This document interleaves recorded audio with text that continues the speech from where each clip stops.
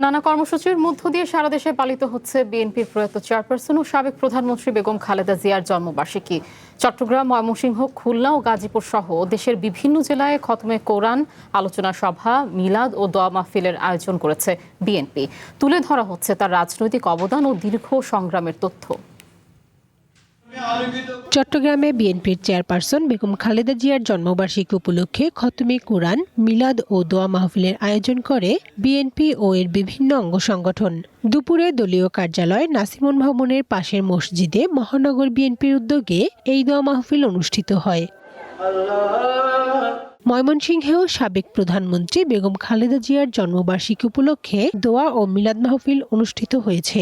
বাদজোহর নগরীর নতুন বাজার দলীয় কার্যালয়, জেলা ও মহানগর বিএনপির যৌথভাবে এই কর্মসূচির আয়োজন করে।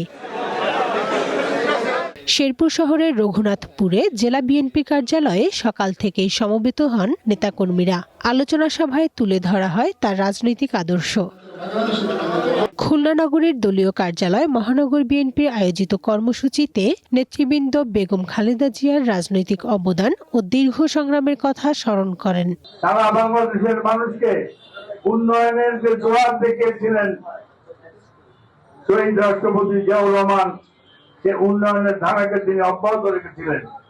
গাজীপুরে নানা কর্মসূচির মধ্য দিয়ে পালিত হয়েছে বেগম খালেদা জিয়ার জন্মদিন। সকালে রাজবাড়ী রোডের দলীয় কার্যালয় মহানগর বিএনপি ও জেলা যুবদলের উদ্যোগে পৃথক আলোচনা সভা ও মিলাদ মাহফিল অনুষ্ঠিত হয়।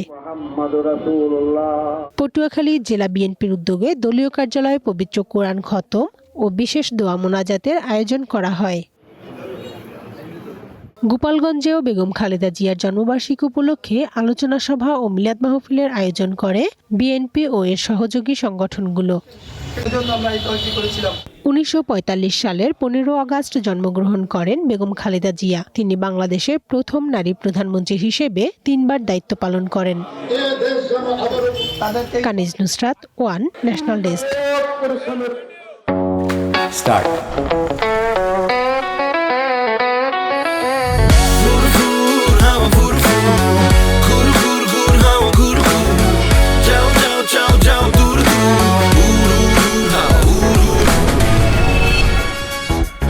দেখলেন তো পুরো ব্যাংকটাই কিভাবে উড়াই নিয়ে আসলাম।